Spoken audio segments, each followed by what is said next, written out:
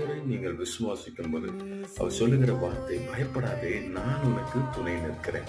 அவர் நமக்கு துணை நிற்கிறார். வேலைகளில எல்லா விஷயத்திலும் ஆண்டவர் நமக்கு துணை நிற்கிறார் என்பதை நீங்கள் விசுவாசிங்க.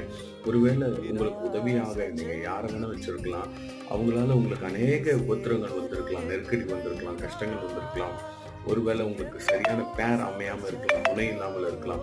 ஆனால் ஆண்டவர் சொல்லுகிறார், நான் உனக்கு துணை நிற்கிறேன்.